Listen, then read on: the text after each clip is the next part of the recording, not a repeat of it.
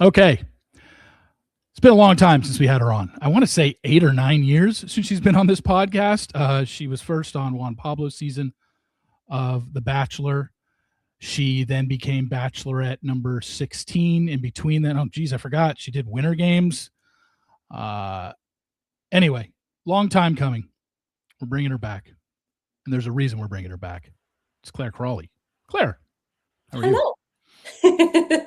How are you? So good right now. I'm so good. Life has changed so much in the last 8 or 9 years. I mean, I know. I know that people, when they see this, it's the reason I titled the story and I titled this podcast the way I did, because I know people are immediately going to be like, can you tell us the Dale story and all this stuff? And we'll get to that on the back end, but I'm not going to spend a lot of time on it because there's a reason that I wanted to have you on the podcast, and it's to talk about what you've recently been going through in your health journey that nobody knows about. I didn't know about this until a few weeks ago when we had gotten back in touch. You and I have been friends for a long time, and I just did not know this was going on in your life outside of what you had posted on your social media. So I'm going to give you the platform here, but I want to just kind of set up what happened. If anybody follows you on social media knows, you have been dealing with TSW, Toxic Steroid Withdrawal. I had never heard of that. I don't know what it is. So first off, explain to people what it is and when it started for you. so topical steroid withdrawal is what it's called. I thought it was just toxic. Sorry. I totally wrote Topical. that down. Topical steroid withdrawal. Sorry. That's Go ahead. okay. Yeah. It's okay because not that many people know about it, but unfortunately, it's becoming more common and more common. But it started. Here's the thing too. A lot of people, I've had a hard time explaining it on my social media because a lot of people are like, I've shared about my breast implant illness. And I was getting rashes during that time, and that's how I knew I had it. But this is separate from that. This is almost like a caveat, unfortunately, to that, because when I was going through my breast implant illness, that is when I started getting rashes all over my body. So taking out my implants helped take the load off my liver, take the load off my body from the stress that the implants were putting on my body health-wise. But at that point, I had already been given from doctors steroids after steroids after steroids with no relief to help the rashes that were being caused from my implants. So instead of saying, it was kind of like an unfortunate long process of elimination, because there's no test to say like, yes, your implants are causing you issues. You kind of just have to assume or kind of narrow it down. And with me, it was in the era of people didn't realize the magnitude of what breast implants could do to your body. And so as I was going through the breast implant illness, yes, I finally found the cause of what was causing these rashes. But the secondary thing was that, unfortunately, I was given so many different topical steroids, and actually really high class steroids that were, when I say high class, like in hardcore, like intense, really, really strong topical steroids for my skin. And my rashes were not getting better because I still had my implants in. So cut to 5-6 years later, when I had been using all these steroids and been given all these steroids by dermatologists and doctors, they were handing them out like candy to me. There was never this like, watch out, look out for this, like don't overuse. There was never anything. It was like, I didn't even have to go into the doctor half the time to get a prescription for topical steroids. And so they were just kind of like handing it out to me. But as we know, I think the rashes would not resolve until you figure out the root cause of what's causing the rashes, right? Like I was not born with eczema. I was not born with skin conditions. So they kept giving them to me. And then it wasn't until 2021 when I had my implants taken out that the rashes would have gotten better and started to get better. But at that point, it was, I want to say 6 or 7 years that I had, 6 years, that I was getting all these rashes and using the topical steroids. So at that point, my body had already become addicted to the topical steroids. And what steroids do to your body if you overuse them or misuse them, or you're overprescribed them, it basically thins out your skin, and it affects not only your skin, but all your insides too. Like, it affects everything in your body. It affects how you sleep. It affects your cortisol. It affects so much. It's like damages your cells. So at that point, my cells had already been damaged. My skin had already been damaged, and my skin was so thin that anything that was an allergen or something like an irritant to me, my skin just reacted times 10.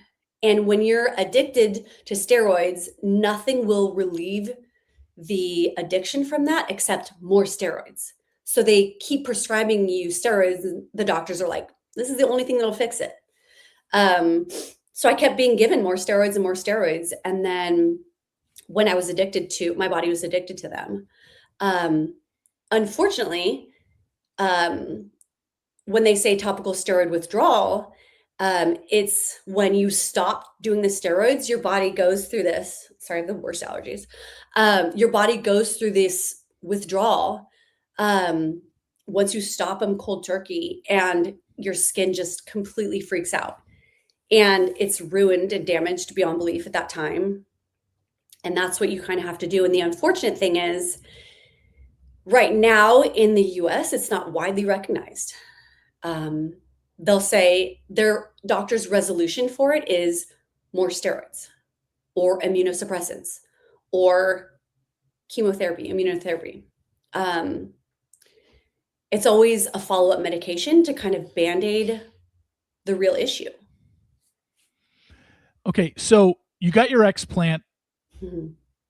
reduction, your implants taken out, explant surgery in 2021, you said, right? Yes. And then it doesn't go, and you didn't get topical steroid withdrawal because of your implants. No. But you thought by having the explant, it would help it, and it didn't. So it continues, and you're getting these rashes that are affecting your whole body. And then, kind of like someone who's a drug addict or an alcoholic, when you quit cold turkey, in those people's instances, their body just, kind of breaks down. And for 2 or 3 days, you're a mess. You have the shakes, you got the fever, all that. We've seen people who are drug addicts going cold turkey and getting off that stuff. It is brutal on your body. For you, on something like this, you weren't addicted to drugs or alcohol. You were addicted to you weren't addicted. You were consistently being given steroids to treat your skin disorder. And then they immediately took you off it, and then it just made it worse for you, right? Well, that's the thing. The doctors were saying, I mean, I was going twice a week to a dermatologist every single week, and he was saying, you're misusing the steroid, you're not doing it right. You're not using enough. You need stronger, you need more. And my skin was just not responding to even more steroids. And I was getting worse and worse and worse, even on the steroids. So the doctor's answer was more medication, stronger medication, more, stronger, more, stronger. And then to also say, Claire, you're not doing it right, or you're not taking enough, or you're not listening to what we say. And at the end, in February of 2025, and I So know around this time last year. Exactly. And I know this because it was actually the day of my mom's funeral.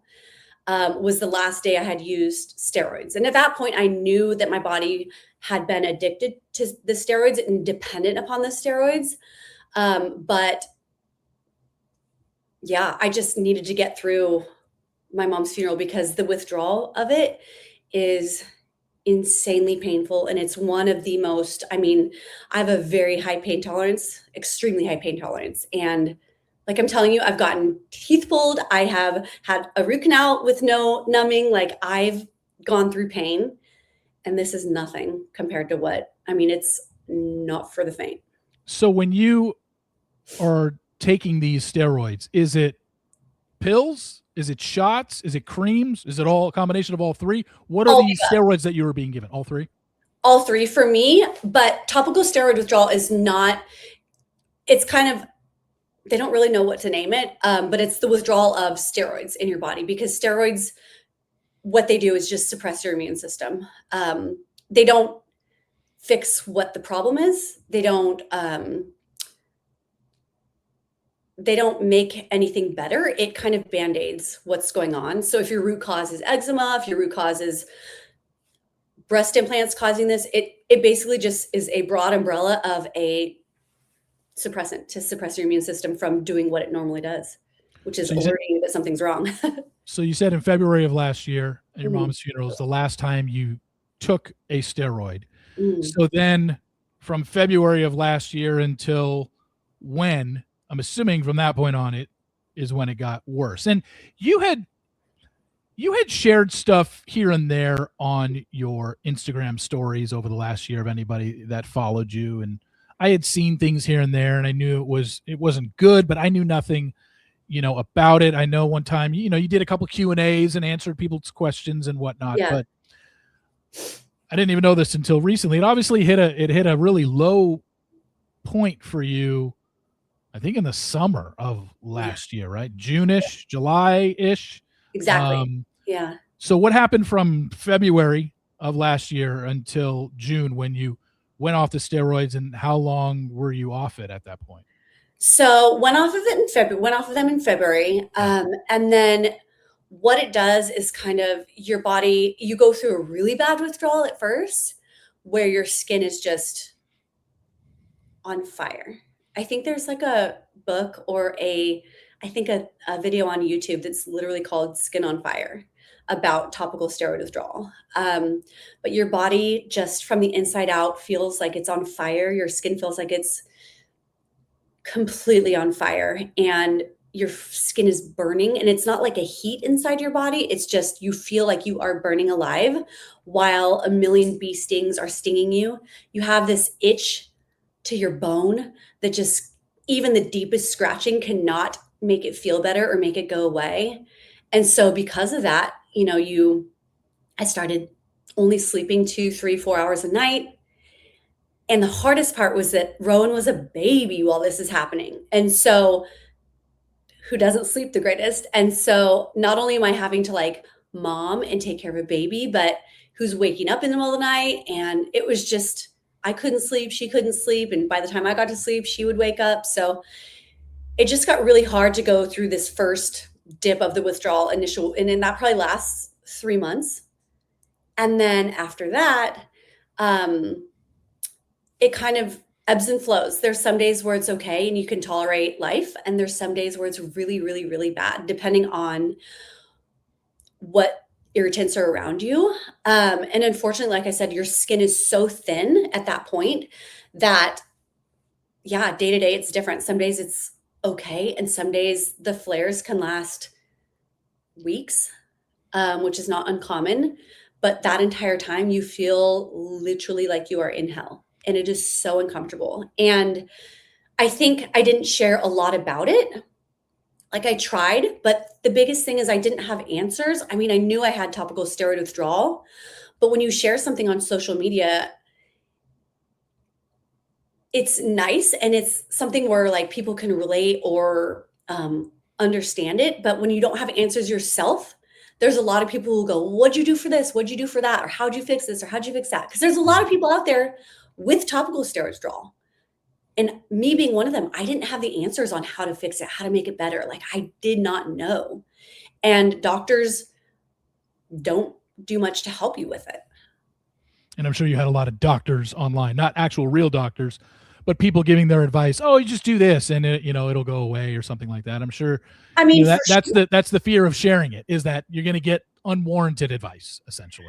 And it still happens as much as I mean, and it's hard to go into the technical things about it, but people will literally, I will be in hell for 6 months about it. And somebody will go, have you tried coconut oil? And it's I've tried everything under the sun. I have tried my own urine, I hadn't, but you think trust me, if it's out there or if there is something, I have tried it. We all have tried it. People with topical steroid withdrawal, you have tried everything. Yeah. It's hard. And then it's when you're in the middle of it, the last thing you really want to hear, even if it's good intention, you don't want to hear a suggestion of like, well, this worked for this person, or this helped my sister's eczema. And it's like, this is not eczema. This is a whole different beast outside of eczema. Are you, when you get these sensations and you get this burning, is it nonstop itching to the point where you can, the amount of itching, even though you said the itching doesn't even cure it probably makes it worse, can the itching lead to like bleeding and stuff to the point where you're scratching yourself so much that you start bleeding in those areas? Oh yeah. Honestly, Steve, I feel like I still have PTSD, and I feel like I'm gonna have PTSD about it for a while, but it's such a vicious cycle of you scratch yourself till you bleed because your skin is so thin that it's gonna bleed, right? When you're itching to the bone. But then, and it happens usually between 10 o'clock and 3 o'clock in the morning. It just is when your skin gets the itchiest, unfortunately. And so you're doing it in your sleep, or when you're trying to sleep, or in the dark, and you wake up and you're just so bloody and it's so painful. And you're like, okay, I'm not, like, you just think the answer is, well, don't scratch yourself. Don't scratch. But you literally feel like 5 million bee stings all over your body. Like there's nothing you can do to escape it. You can't take a shower because then it makes your skin softer and more able to rip and tear. And then, you cannot escape it. And it's so like, you can't just wake up and it's better either. Yeah. So it's terrible. So you're not taking steroids at this time. You had basically gotten off them. So last summer rolls around and it's getting worse and worse for you, right? Yeah. And you're just like, I don't know what to do.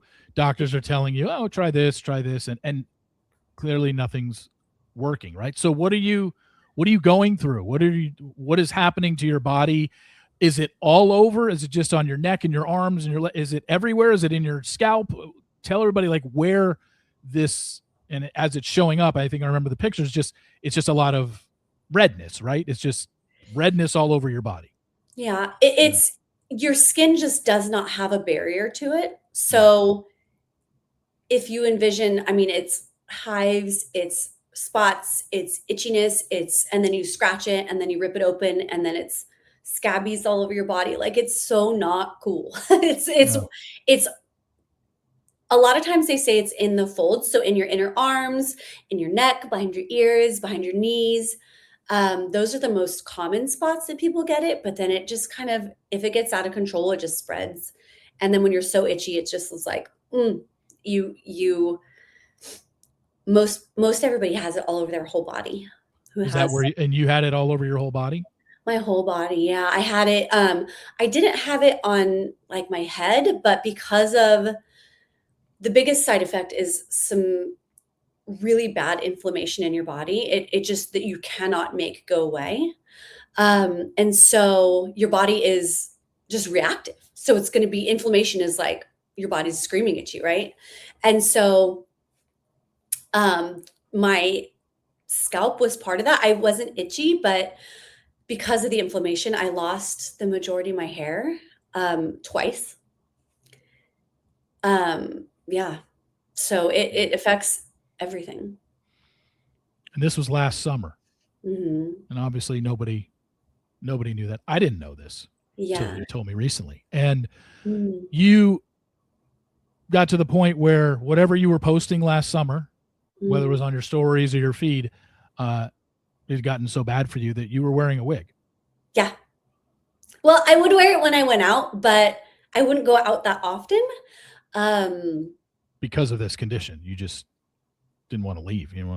Yeah, you're not comfortable. You don't feel good. You haven't slept in days and weeks, and it's every day is survival.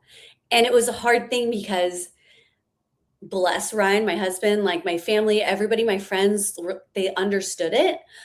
But going out in public, even to the grocery store, means somebody's going to go, oh, that looks like it hurts. Oh, looks painful. And it's like, trust me, I get it. I know, I live it every single day. I don't want that reminder of how bad I looked, and how painful it looked. It's just this shame. It's this embarrassment. It's like, I don't need you to remind, as much as well-intentioned people are, I don't need that reminder of how bad I look. I'm happy I got out of the house, but the last thing I want to hear is you telling me how bad I look, you know? Yeah. And so I don't know. At some point, you're just like, nothing's working. I don't know what to do. Like you said, you've tried everything, pills, creams, shots, injections, all that stuff. Yeah. Doctors are telling you to do this. And you made a decision to do something that nobody knows about until right now. And it's the reason I want to know why I wanted to have you on. Towards the end of last year, why don't you share what happened? So the awful thing is there's not many mainstream doctors that will acknowledge TSW. And so getting help and getting answers, you kind of have to be your own detective. And everything that I was doing, everything that I was trying was not helping. I was getting worse and worse and worse. And it got really, really, really bad mentally. Obviously, it affects you mentally, but it got really bad for me. And I am not one of those people that, like, I wake up and I'm like, what's up? What can I do today? Like, I wake up happy. I feel good. But it was getting to the point where I was just, there was no, like, it was just survival mode. Like, I couldn't get through the days, and I couldn't live like that anymore. And I just knew something had to change, but I didn't know what.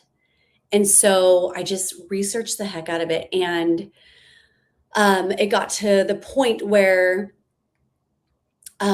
there is a treatment in Thailand that is called cap therapy, that you essentially have to go move there because the treatment is once a week, but it's cap therapy. It's a machine that can help rapidly heal your skin and kind of cause your cells to, I always butcher this word, but prolificate.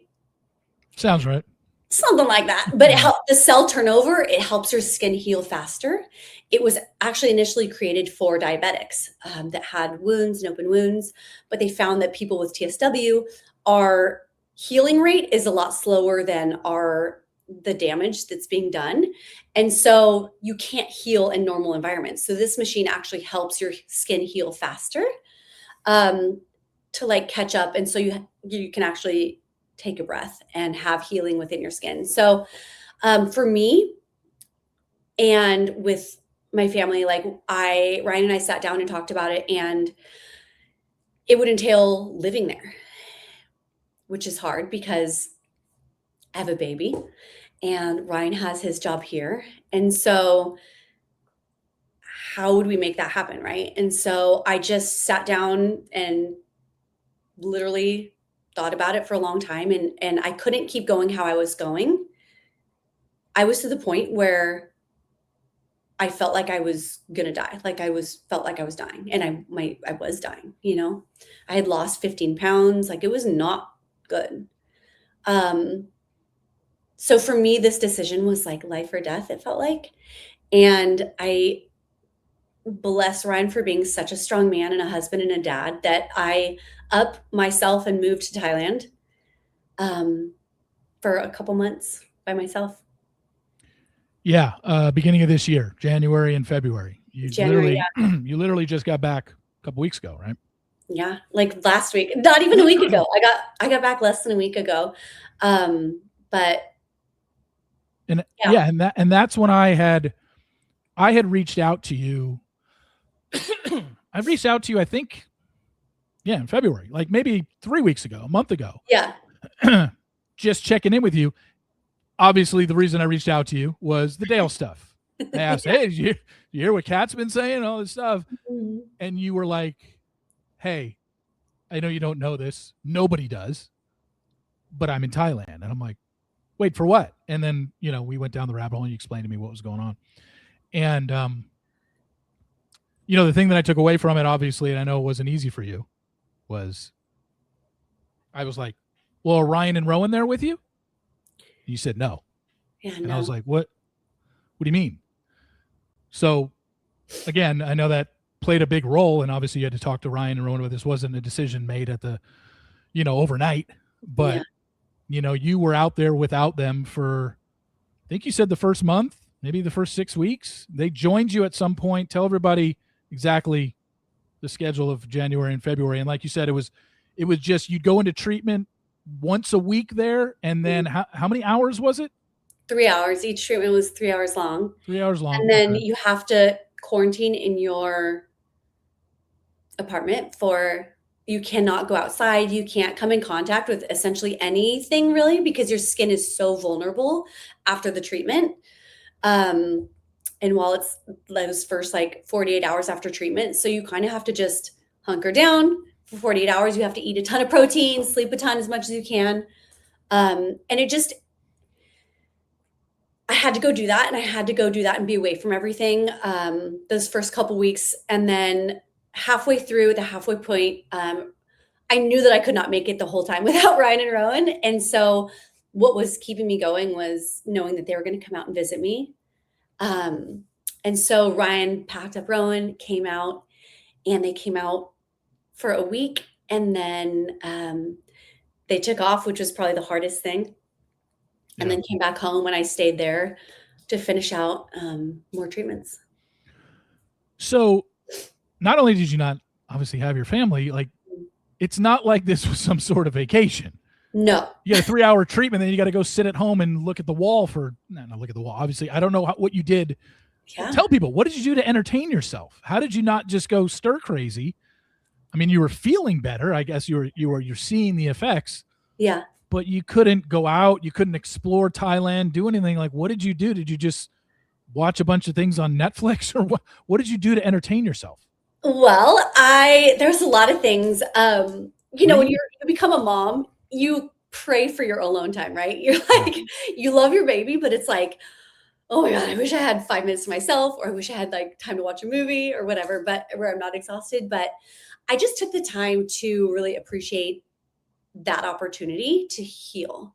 I ended up writing everything about my journey on it. And I don't know if it'll become a book or something one day or what, but I wrote down everything that I had kind of gone through up until that point. But I took a lot of that time to just heal and rest. And believe it or not, there was 60 people from all over the world out there at the same time that I was going to the same clinic and getting the same treatment that I was getting. And so you make friends, you can go out to the clinic, which I lived probably 3 or 4 blocks from the clinic, but you can go out there and just know that there's 20 people there at any time that look and feel and understand what you're going through at any time, and so we just talk to each other. We hang out with each other and bond, I guess, because you all are not being able to do the same thing. You have to all quarantine. You have to kind of do the same thing, but it's definitely not like we were on an island and, checking out the sites. But there's a couple days where you can kind of get out and explore right before you do your next treatment, after you've done your quarantine and everything. And so that would be nice. I would go down into Bangkok, but you can't really go too far. So like I said, you had your own place, but you didn't have your family with you, and you're making friends with these people, but you can't really hang out with them all the time. After your treatment, you have to be alone. So, Ryan and Rowan come out, and then they leave. And then at what point during this, you start at the beginning of January, you got back a week ago. At what point during this did you start feeling like, I'm not seeing the rashes anymore, I'm not scratching as much, I'm feeling better? What point did you're thinking wow, this is actually starting to work? Honestly, the first week I was there. So I got there, from my house, San Francisco, I want to say an 18 or 19-hour trip to get there. Yeah. I woke up that morning before I left, and I was like, I told Ryan, I was like, I don't know how I'm going to get there. I don't think I'm going to make it. I don't know if I'm going to be okay. but I didn't have an option. This is kind of like, for me, this was what I felt like I needed to do. So went out there, and literally within the first week, the biggest thing is that, like I said, when your skin is so vulnerable, any irritant, and I'm not even talking like cat allergy, dog allergy, I'm talking irritants like chemicals, perfumes.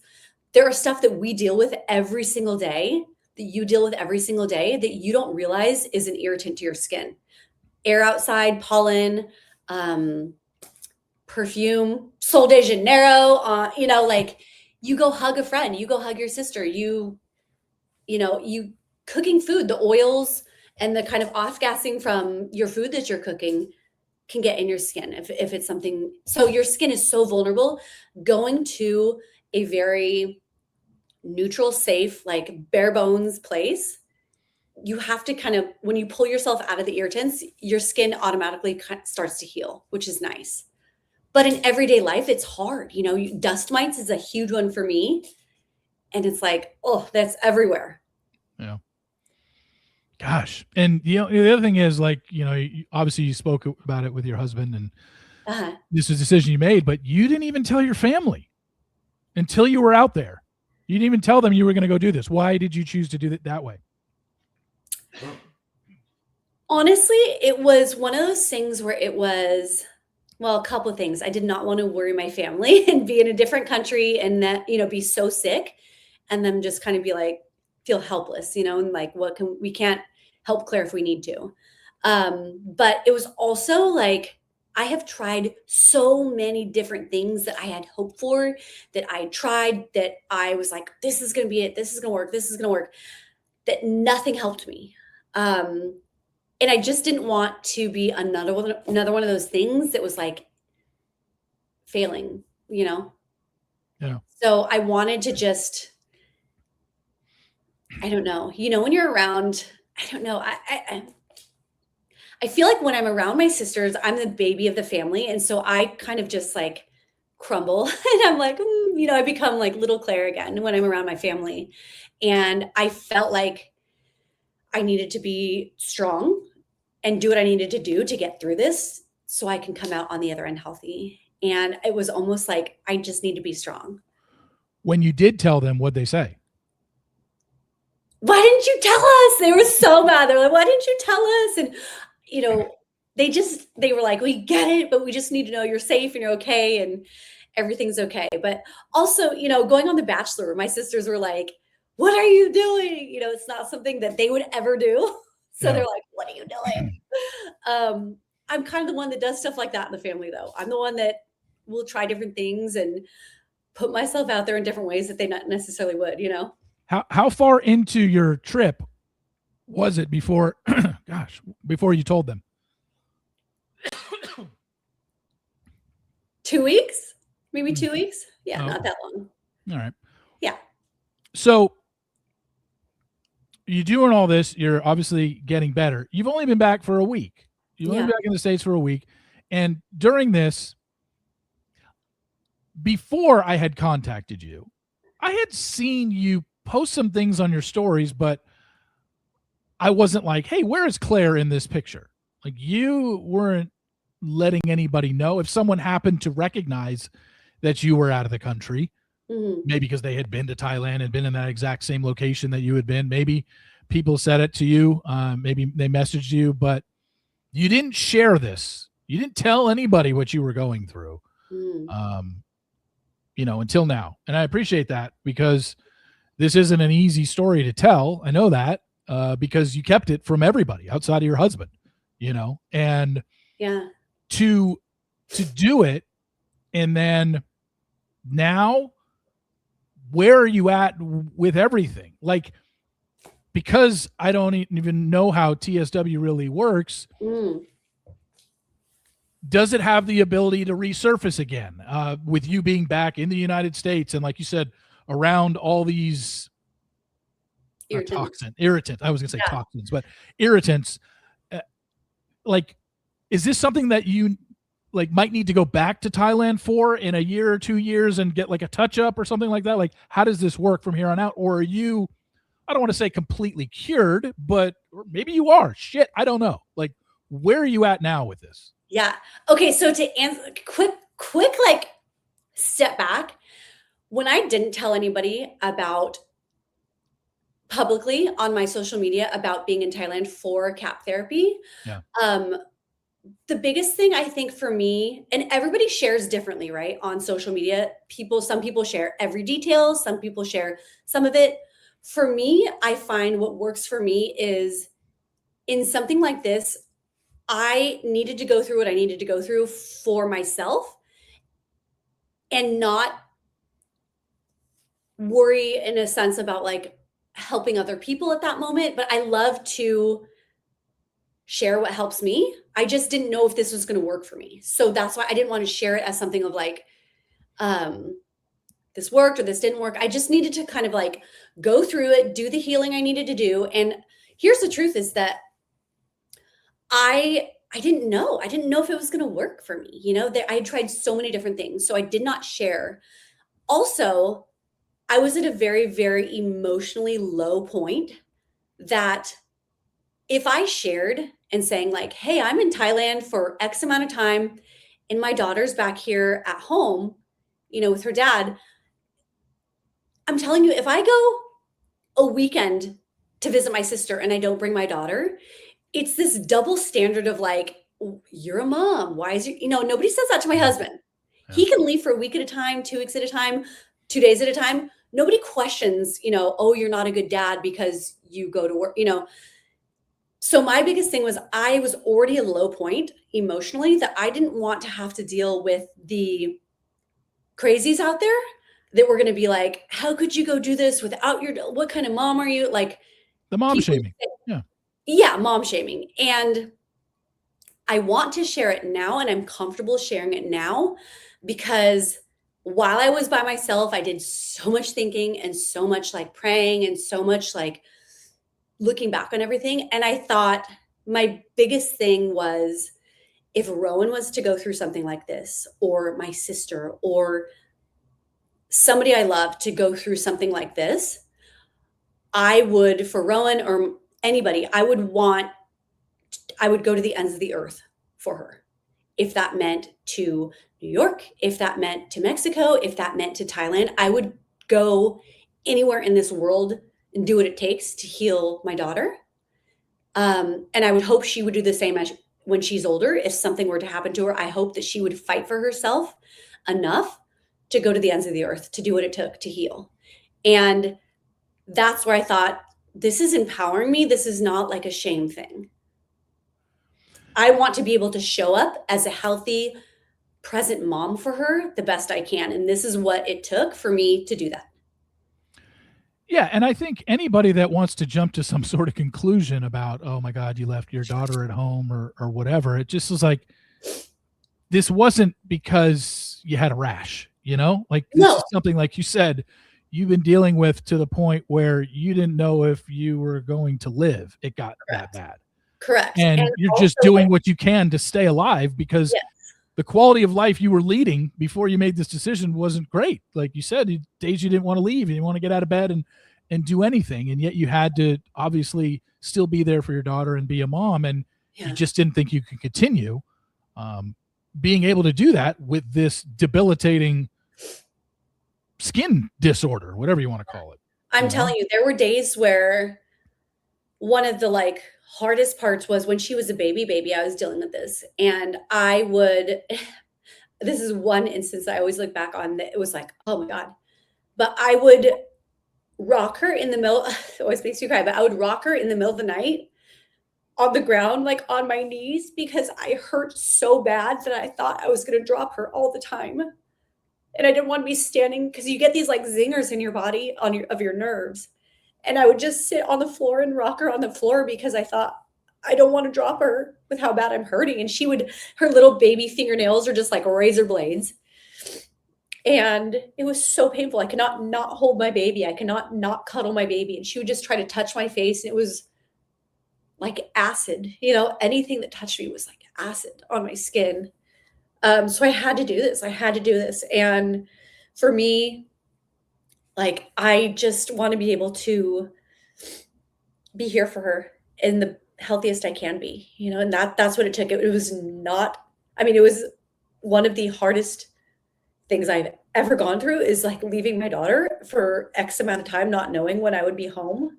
It could have been 4 months. It could have been 6 months. Like, I didn't know how long I was supposed to be gone for, or had to be gone for.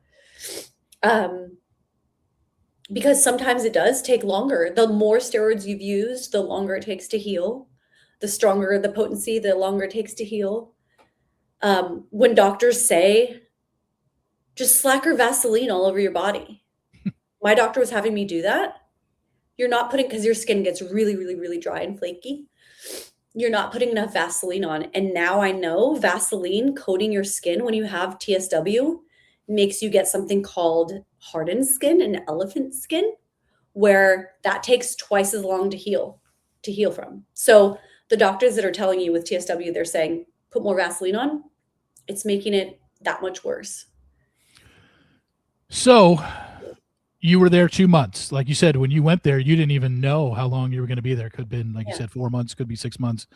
So 2 months, the doctors there say, okay, we think you're good to go. Like, or did you say, I'm feeling better? Did you make the decision? Who makes the decision on when you leave, and then tell everybody basically where you're at now and what it's supposed to be like going forward?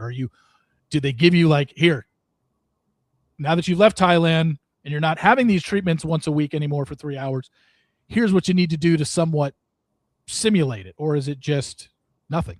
So I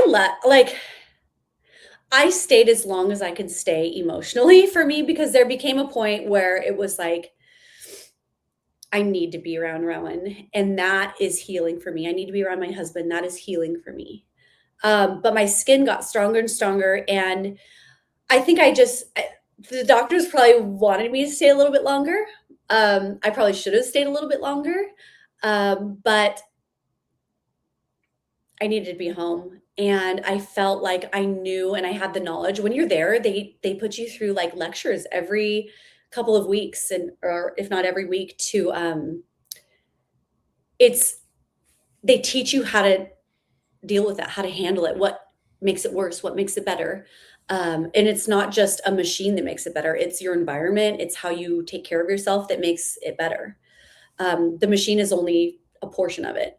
The cap therapy is only a portion of the healing. So it's not just that makes you better.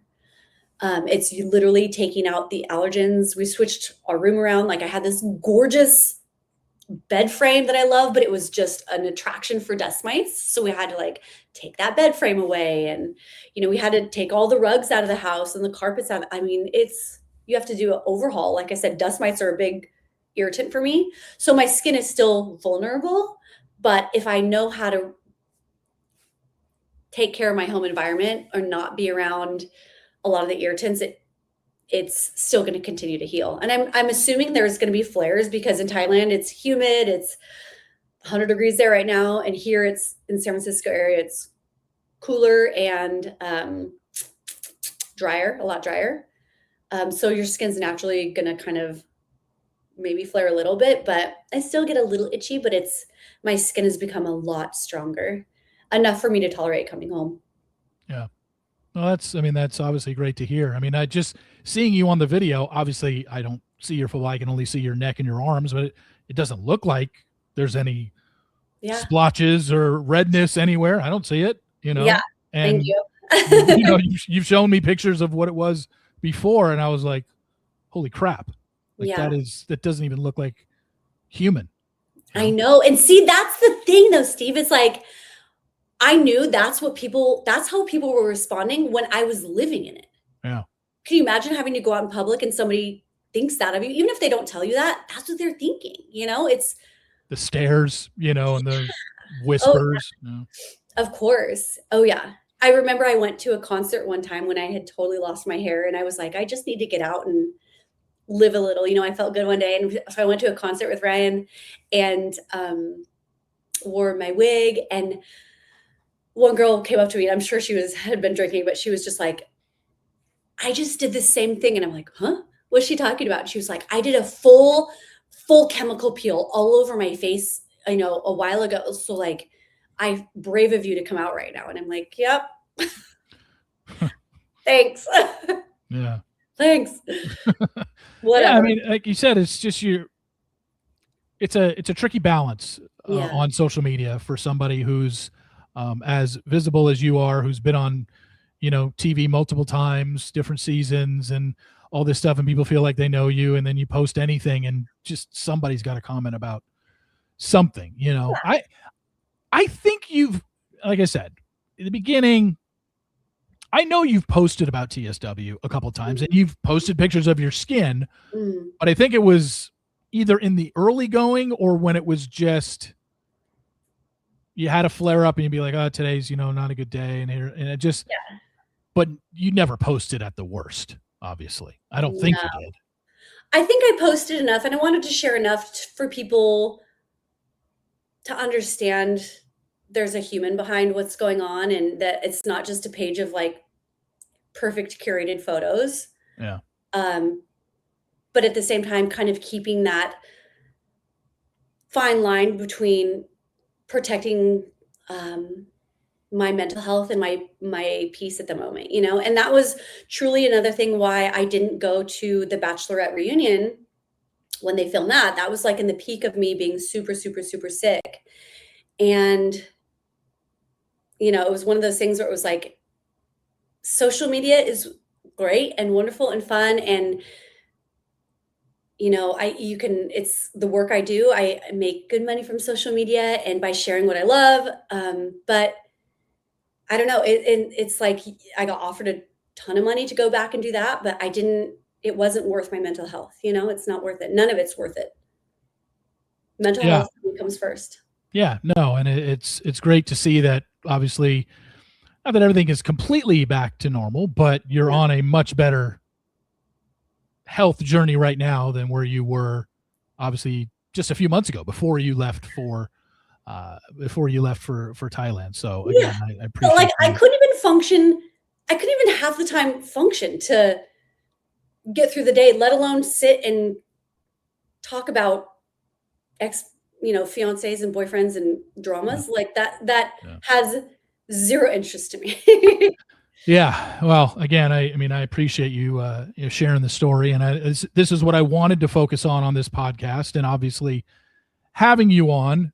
It's been the first time in 8 or 9 years. There's been obviously a shit ton that has happened in your life. I mean, like, I haven't even had you on since you were the Bachelorette, and you left after 2 weeks. Like, I know, that's so true, huh? Yeah. And look. Wait, here's the thing though. Did I leave or did I get forced out? Yeah. I mean, that's a whole other conversation that we could have. I don't want to get into it now because this is not what this podcast is about. So much we could talk about. I know. I've heard all of it. I've found it very interesting. Yeah. So I'm just like, I don't want to talk about your Bachelorette season. And I know people are just like, I get it. People are just like, why'd you leave after 2 weeks? Why didn't you give anybody else a chance? You've heard it all. Like, we don't need to go over this. You're so moved on from that. Obviously, you're married. You have a daughter. We haven't even talked about your wedding to Ryan. Rowan. Having Rowan through a surrogate. I do want to touch on that a little bit, and I'll get to that in a second. Of course. But in terms of just the Bachelorette show, there were only two things I wanted to bring up. One, you kind of already brought up yourself. Yep. Because you were asked for a quote on this or maybe you just put it out there, or maybe Us Weekly asked you. But this Bachelorette reunion that is actually happening, it's airing this Sunday after the Oscars. Oh, cool. That happened back in November. You were asked to do it. There was only 4 previous Bachelorettes, I think, that did not do it. You and 3 others, and I'm blanking on who they are. But you were asked to do it. Obviously, we know now the real reason why you didn't do it, because you were incredibly sick. That was the main reason. The other reason was, which was 50% of it as well, I thought about going. I truly thought about going. But when I started talking to producers about, when they don't care until you can kind of do something for them, Yeah. And so you don't hear from them for 5 years, but when they want something or need you to come back or do something like that, it's like, what's up? How are you? How is everything? But they started calling me, and then I was like thinking about it, and all they wanted to talk about and ask about was, let's talk about this on the show. Let's talk about that. Let's talk about, dramas, and kind of bringing up, nobody wants to talk about ex-boyfriends and all this stuff when I'm happily married and have a baby in this life that, well, like, why would I want to be going into that? Yeah. I have no desire to rehash old stuff, as far as, like, it just is not my life now, Yeah. No, and that's, I mean, people probably understand a lot better now why the decision was made not to do it. Combination of both of those things. You weren't feeling great physically, and then just to have to relive that, and who knows how this thing is even going to play out. It's just funny. Yeah, but also there's all the misconceptions of how it all went down, and what happened, what really happened versus what was shown and aired on TV. And so it was almost like, I don't have the energy. I didn't have the energy at the time to really go, look, that's not what happened. That's not what was going on. That's not why I did that. That's not why I made that decision. Yeah. Like, I didn't have the energy to kind of like fight that, I was fighting my health. That was the main thing. And that's what I needed to focus on. Yeah. God, just leaving people with that, people are going to be like, wait, what is she talking about? What do you mean with the Bachelorette? I thought she wanted to leave with Dale after 2 weeks. It's like, there's more to it. Right? There's a lot more to it. A lot more. So, yeah. And it's not relevant anymore. It doesn't matter. It doesn't matter. Now, the other thing, I say it doesn't matter. The other thing is, however, the other thing that came up while you were gone, and the reason I reached out to you, and I didn't even know you were in Thailand until you told me, was the whole, hey, Cat Izzo and Dale are now dating, and Cat Izzo is now going on a podcast spree and telling everybody about her relationship with Dale. Well, there's another person in this franchise that had a long relationship with Dale. He was engaged to him at one point. Cat and Dale never got engaged, but obviously it was you. So you saw, even though you were out of town, you saw and heard the things that Cat Izzo said on the podcasts that she did, whether it was She's All Batch or Almost Famous or Happy Hour or whatever. Yeah. You heard what she said. So I'll just give you the floor of what did you make of what Kat said in regards to her relationship with Dale? I just feel like, don't poke the bear.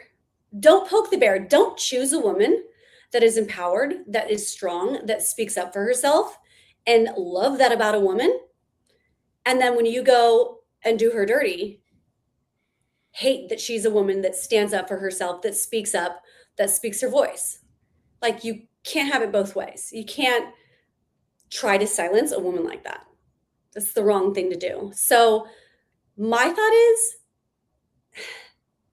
I don't know. It's wild to me. Like, in what world is it okay to ever treat a woman a certain way and then expect her to be silent on it? In my world, I feel like that's considered abuse. To treat her a certain way, to cause a woman damage, and then expect her to just not say anything and to be silent about it. And my thought is, just don't do that to begin with. Treat a woman right, treat somebody right. That way she doesn't have to go on podcasts and speak up about it. How about that? And we actually saw you do this in the moment with Juan Pablo. Like, you felt disrespected by Juan Pablo. And in the moment, I mean, your telling him off at the altar is, one of the all-time moments in this franchise history. You've made it known you are not somebody that's obviously going to put up with that. And you made it known, right at that moment. With Dale, you've been pretty silent in regards, not that you were being told to be silent.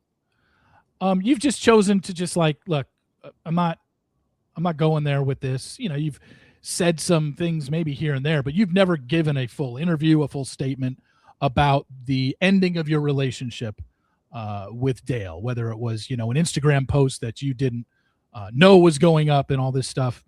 And I'm not going to sit here and tell you to go through it now. I don't want you to do that, but in hearing what Kat said, I know in talking to you, it's all stuff that you like. When you heard her on those podcasts, you were like, yeah, exactly. It's what I went through. I mean, to a T. I'm sitting there listening and I'm like, things haven't changed. Yeah.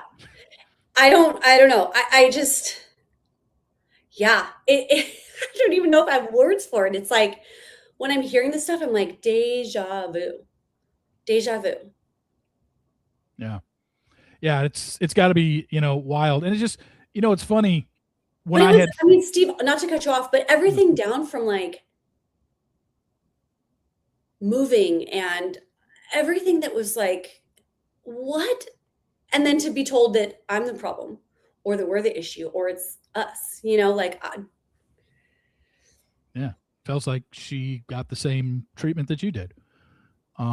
Yeah, it's weird. It's really weird because again, there's obviously so many layers to this, but yeah, again, I don't want to get too deep in the weeds with the whole Dale stuff, but obviously we had to bring it up I wanted to bring it up in the Kat instance because of this is, fairly recent, when I had found out that they were the couple from Paradise and, you had not watched Zach's season. So you had no idea who Kat Izzo was. And I didn't even watch my season. Yeah. I haven't watched anything since then. Yeah. So it's just funny because, I mean, if you were to take every woman that was on the Bachelor in Paradise cast, like which woman looked most like you, I would say, you and Kat Izzo kind of have similar features, Really? And I think so. I mean, compared to everybody else that was there. I think she's beautiful. I'll take that. Yeah. And it's just when I saw it, and then when I found out the spoiler, like, oh yeah, they're a couple and they're dating post show, I'm like, I'm really curious about this. I don't know Dale. Do you think he went on there genuinely to find a relationship? No. I mean, I didn't know. In the back of my mind, my answer was no, he didn't. But again, it had been a few years since your season with him. I was like, maybe he's changed. Maybe he is actually, after what happened with Clare and then whatever happened with the influencer girl that does the gardening or whatever. I forget her name. Gardening. Is it is she a gardener or what? I don't know who she is. I don't know. She's some health person on Instagram, whatever she does. I don't. What's her name? Huh? What's her first name? Like I know who his ex-girlfriends are. Yeah. Oh, yeah. I'm blanking on her name. Anyway, but that girl, it was another girl that had a following online. Okay. He was public with her. Don't know who she is. And then I was like, okay, well, maybe he is. I have no idea. Yeah. But then when Kat comes out on 3 different podcasts and says the same thing on all the podcasts and telling the story of what happened, I was like, well, this sounds all too familiar. And it's like, no. It's so going into it, I was like, it's just sad that I don't know. To make a woman feel like that, regardless who's right, who's wrong, the nitty-gritty of it all. Yeah. The biggest takeaway that I got from it, like I said, I don't know all the ins and outs of everything, but hearing about the cease and desist and try to silence a woman, that to me is like, I don't care what man does that. Like, just don't. If you feel like the need to do or say something like that, don't. There's a reason why a woman wants to speak up, and let her. If you have a problem with what she's going to say, maybe you should think about what you do before you do it. So she didn't have to do that. Going into it, like I said, I just thought, I'll give the guy a chance. I'll see. Maybe he's changed. And then, once the relationship or once Paradise ended filming and I heard that they were dating, I was like, okay. But as I say with any couple from the show, whether it's Paradise, Bachelor, Bachelorette, to me, it doesn't get serious until one of the parties moves. Because most of the time that these people meet on this show, they're not from the same state. So I was like, okay, I knew that Kat was a year into moving to San Diego. And I didn't think based on what she had posted on her Instagram all the time, she seemed to love San Diego. She seemed to love her new job. I didn't think that she was going to pack up and move to the East Coast for Dale. So this was going to be a situation of, well, is Dale going to move for her? And listening to her on the podcast, the answer seemingly was, he breadcrumbed her into thinking he was going to move for her and then didn't. And I was like, again, sounds all too familiar. And I was like, no, he hasn't changed. It doesn't seem like he's interested in a relationship unless it's a relationship that's very transactional, where that other person can do stuff for him. And then when she told that story, that Vegas story about how she skipped out on New York Fashion Week because he said, we've got a cool thing to do in Vegas. And then she gets there and she's rooming with nothing but dudes, and it's a whole influencer trip, and she has to do boxing videos. She's like, I was like, I cannot believe he did that to you, you know? It's like, you got to be kidding me. But I say I can't believe he did that to you, and then in the back of my mind, I'm like, but kind of I can, you know? It's just random. So that's enough on that. I do want to talk about, you know, obviously we have not spoken since you had Rowan. Rowan is just turned 2, right? Yes. He just turned 2. Yeah. You guys went through a surrogate. I have a ton of questions about surrogacy, but I don't feel like we need to get into it here. But the main thing I think maybe people want to know in your surrogacy is, are you still in touch with the surrogate mom? Do you send pictures? Does the mom visit you? Do you visit her? Where is she? I believe you've said in a video or something that she's in like Idaho or something like that. I could be wrong on that, but tell everybody the surrogacy story with the surrogate for Rowan. Yeah. Well, she is.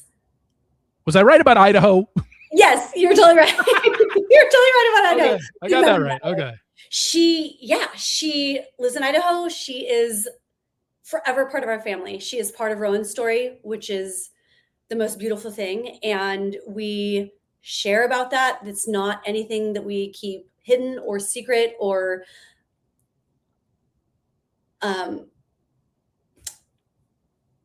quiet about. Like, we share about it. We talk about it. I love talking about it. I love talking about her. She is one of the most amazing people. She's been a surrogate of multiple times for multiple different people. Oh. She genuinely loves being pregnant. She talks about she doesn't need to be doing it. She's got a great job and a great family and makes great money. And she generally loves doing it. And she is just amazing. And she comes to town a couple times a year because she has friends here and works. Our IVF doctor is probably about 15 minutes from our house. She works here. And so she comes still. She is wanting to be a surrogate again. So she's been coming to town. So when she does come, we see her, we visit, we hang. She feels like a sister to me. And I love that Rowan knows her. I love Rowan knows about her. And that's how I want it. I want Rowan growing up knowing everything that had to happen, that we went through for her to help her come into this world. And we needed a surrogate because the inflammation in my body, like, I was so sick at the time. I didn't share a lot about it, but I was so sick at the time that my body wasn't able to carry a healthy pregnancy. And I've shared this before, but I felt like we just had this one little egg and a little embryo that I already felt like I was her little mom.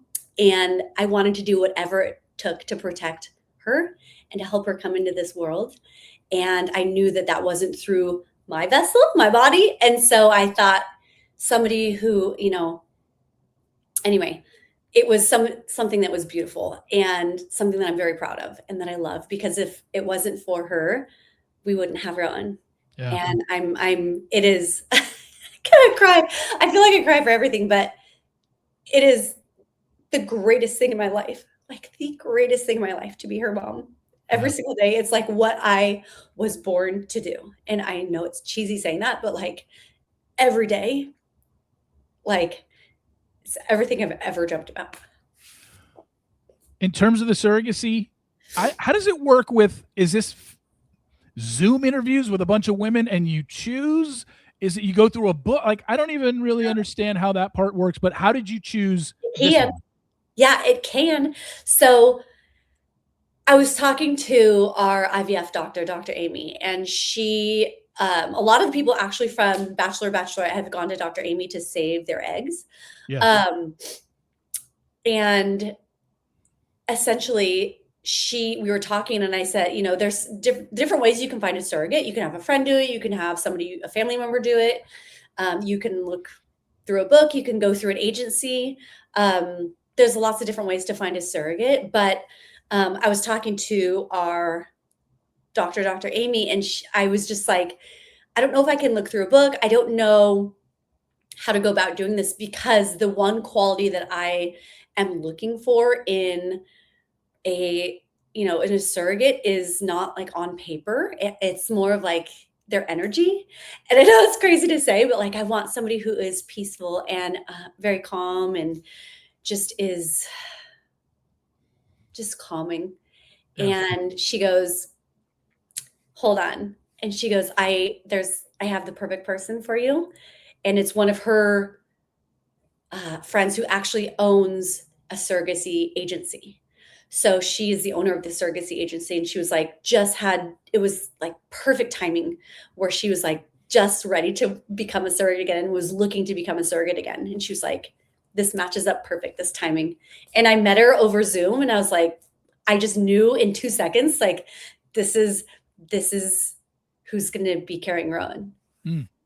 So this may seem like a stupid question. During the pregnancy of Rowan, was this surrogate like back in Idaho? Like, does she move to San Francisco for the 9 months so you can be near her? Or no, that's not a stupid question. I feel like there no question is a stupid question, but she comes out here to go through the implantation process of they put the embryo in her through the IVF doctor. We did that in San Francisco. Okay. And then she goes home and just lives her life and just you're just getting updates like emails and texts from her and just we talked all the time. She's a teacher and she has her 2 daughters of her own and we would just talk all the time. And when she had appointments, we would Zoom. I went out there. We did like maternity photos and stuff like that with her. I just went out to visit her, but it was a very, very casual, like her and I laughed because we were the perfect balance for each other. I'm neurotic and kind of like anxiety riddled a lot of times, especially when it came to Rowan, especially when you have something that you're not in control of. But she was just like, calm down, Claire. I'm okay. It's okay. We're good. Baby's good. She was amazing. And I say this and I could talk forever about it because there's some people who look at surrogacy as something scary or as like second best of like, oh, I have to have a surrogate or, like that's, that's is not the greatest option, I think. And it was the best thing in the world, the best experience in the world. And I don't feel like any less of a mom just because we had a surrogate. I mean, truly, any second now, you're going to hear footsteps running in here being like, Mama, when she wakes up from her nap, like I am. And even going away to Thailand for 2 months, I thought, is she going to remember me? My biggest fears, but she. Did you FaceTime a lot, obviously, from Thailand? Are you kidding me? I literally had, this is psycho of me, but I literally had her, nursery camera, like that you watch them on. I would watch. Thailand is opposite time. So I would literally stay up all day and just watch her sleep like a psycho. I would watch her sleep. And when she would wake up in the morning, I would talk to her on the camera and she would talk to me back and forth. And I don't know how she knew it, but she is right at that age where she's kind of understanding. And I would just say, sleep a little longer, let Dada sleep, or, Oh, wow. Yeah, it was just, but because we went through a surrogate, I'm no less of a mom. Like the second she was born, it was like, you're my baby. Yeah. You're mine. Yeah. All right. Final thing here. And this is something I think I saw you post yesterday. What? Are we transitioning from crib to bed for Rowan? She's crawling out of her crib now? It was the funniest thing, Steve. The other day, I put her in her crib for her nap. She wasn't fully asleep, but I put her down and she was quiet and just laid there. And so I'm out there eating lunch in the kitchen and she literally just walks out. And I'm like, I'm sorry, what? Sorry, did somebody take you out of your crib? Did Dad take you out of the crib? And she said, no, I got out. And I said, can you show me how you did that? And she just did it again. And so I just had her big girl bed set up in there. And now we have the crib and her big girl bed, but like she's in there for her nap, but for bedtime, she said she wanted to go in the big girl bed and then just was like, put me in there for sleep. So she still went in her crib last night. So But we've never co-slept. She's every single night since the day she's been born has slept in her crib, her own bed. And yesterday was the first time she had ever crawled out of it. Yeah, this girl has her dad's legs. Like has the longest legs ever. And she just hiked it up and helped herself out. It was wild to see. And not only that, here's the other thing. Not only that, this week we also did potty training. So this girl has went from like 0 to 100 overnight. It's crazy. I have a teenager, Steve. So she wanted to go back into her crib last night? She wanted to sleep in the crib last night even after crawling out of it during the day? Yeah, it's like safe for her, I feel like. She feels safe in there. When does she say she wants to sleep in the big girl bed? She'll let you know? Yeah, she says it all the time, but I'm assuming Ryan's like, let's keep her the cribby as long as we can, because the second she starts sleeping in her own bed, she'll pull one of those moves where she's like staring at you when you wake up. You know, you just open your eyes and she's like, Mom, I threw up, you know? Oh, but it is literally, it's lights me up talking about her. And thank you for asking about her, because I feel like, and that's why I love talking with you, is because it's not just like, give me the juice on Bachelor, because we do have those combos. I mean, we have those combos still to this day, you and I, privately. But I mean, there's nothing really in the past that's like, whatever. It all worked out how it's supposed to work out. Everything that didn't work out worked out. Yeah. I mean, obviously there's stories behind everything, and who knows? I mean, maybe at some point, you know, you'll talk about it, but I don't know. I would even probably, honestly, I would probably be against you talking about what happened with Dale. I just don't think people need to. I don't have an interest in it. Like, I truly don't. I have no ill will for him. Like, he can totally do his thing. And I wish everybody, truly, finds exactly what they're looking for. And like, I wish nobody bad intentions on any level. There's whatever, you know, the only thing that I would hope for the future that he learns, like, is just be good to people and don't, you know, learn from it, grow from it. Don't have another person coming out saying the exact same story, because that sucks. It sucks. You know, there's good way to end things and kind way to end things, and it doesn't have to be that way, making it feel like it's all the woman's fault. Yeah. No, I mean, just it's 2020. I mean, that was 2020 that happened. Like, we're at 2026 now. Yeah. You know, I get that anybody that is in Bachelor Nation and does an interview is going to be asked about things that they went through, but something that serious as that, like an engagement, a broken engagement, you know, quote unquote, the 2-week courtship and whatnot. There's so much there. Yeah. But it's like, if you were going to do it, you needed to do it closer to the breakup. You don't need to do it in 2026, you know, as much as everyone wants to hear it. I just don't. Here's the thing. We could be sitting down for 5 hours and it still probably wouldn't cover all that you need to cover about it. You know, all that went down and all that needed to happen. And there's a lot, trust me when I say it though, there's a lot of things I could say. Yeah. And there's a lot of things that happened that were not cool. Yeah. But the reason I haven't spoken about it, and the reason I have no interest in really speaking about it and rehashing it, is because it was just one of those things that, like, I always will say this to everybody with every circumstance. Even the things that don't work out really work out how they're supposed to. And truly, a couple weeks later, I met Ryan. And if it wasn't for going through what I needed to go through, I would not have met him. And the whole point is, I have my happily ever after. I found the love of my life and have my baby, and all is good. You know, like, I have no ill will for anybody. So whatever, you know, whatever. Yeah.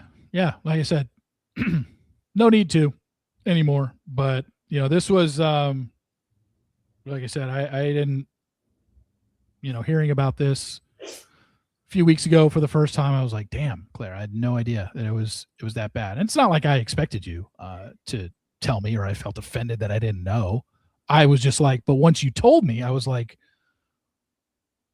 and that's why I came to you, was like, well, do you want to tell the story now? Like, do you want to make this public? And I'm glad that, we're good enough friends to where you felt enough that you could trust me to carry the story. Even though in the very first thing I said was I called it toxic steroid withdrawal. I got the fucking thing wrong. Okay. That's okay. It's not something that is like, people don't talk about that right now. People don't talk about it, but I guarantee if you type it into TikTok or Google, yeah, you can easily see what it is and know what it's about and how terrible it is for people. But I appreciate you giving me kind of the space to talk about it, because like I said, most people just want the juice and the grit from the show and not necessarily real life human things that are relevant in people's life and what's going on now. And I appreciate you caring enough to care, because I still have friends that don't know that I even left, that I haven't talked to, that are like, they think I've just been here hanging out the whole time, Yeah. I mean, Claire, I get one bug bite and I'm scratching that thing until the end of time. Like I would never be able to deal with something like this. But not only that, like, scratch it and then it doesn't go away and then it's there for 6 months. And it's not only that, it's your entire body. It's you can't escape your skin. It's one of the worst feelings ever. And I think also too, I want to you're like, why didn't you share about it? I think for me, it was, I pride myself on being an example for my daughter. And what the number one quality that I want my daughter to hopefully have, and then what I want to teach her, is resilience. And to me, that's not necessarily what happens in your life, but how you respond to it. And I didn't want to sit here and be stuck in like, woe is me. I want to be showing my daughter that like, this is what we go through. And the biggest part is like how we make a comeback from it. And I wanted it to be like, the healing is the bigger part of it, not the actual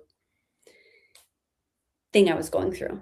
The healing is what is important, and how you choose to heal and what you choose to do for yourself is the important part. And that's what I want her to remember always. Yeah, for sure. And, she's going to see this when she's old enough to understand it. She'll see this, you'll explain it to her and everything. And, she'll probably be appreciative. She, at the time that you left, was, approaching her second birthday. Like, mommy's gone, but she clearly obviously has she's not going to know the fact that you're back in her life now. Yeah. She's not going to be like, but mom, you know what? That pissed me off that you left, it's not that it wasn't a hard decision, obviously, to being away from your daughter, but it's not like she's going to ever hold it against you. That's why I don't think anybody should come down on you for leaving her, because like you said, you were looking to take care of yourself, because at the time your mental health was so bad and you could not get through something like that. You needed the time for yourself, not to get away from your daughter, but to make yourself better. And Rowan is not going to be like, hey, remember those 2 months when I was almost 2 years old where you left me? Like, no.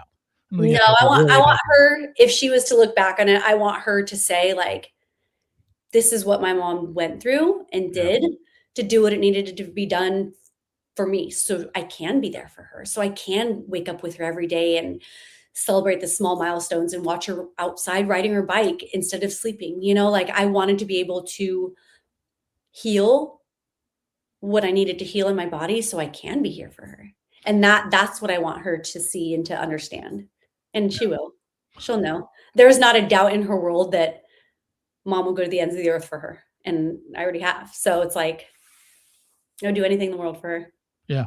And not only that, she has a very competent, amazing, wonderful dad that woke up with her and went to bed with her every single night and took care of her every needs. Like she was very well taken care of. It's not like I left her. Yeah, exactly. In the gutter somewhere. Yeah. And like, obviously, I think you proved in the podcast, like, yeah, you'll do anything you can, for your daughter. And even though this has nothing to, this didn't inflict her, she wasn't the one suffering from it, you were, but it was for her. And, that's the most important thing. But yeah, Claire, thanks again for coming on. Really appreciate it. Go wake Rowan up from her nap. If she hasn't, is she woken up yet? Can we get her on screen? Is she? Oh, she's got, no, she loves her afternoon naps. When she's asleep, she's asleep. Yeah. I actually probably have to go wake her up. Did I hear little feet? Oh, I wish she was awake. I was going to say, if she come running in, if not, that's okay. No, she's probably for sure sleeping. Okay. She's for sure still asleep. Oh, wait, hold on. Maybe she's awake. Let me look real quick. 1 second. Let me check my spy cam on her. Oh. Yeah. Fast asleep. No, all right. Fast asleep. All right. Again, thanks so much, Claire. Obviously, we'll be in touch. Good luck with everything. And yeah, we'll talk soon. It's good catching up. Bye. Bye.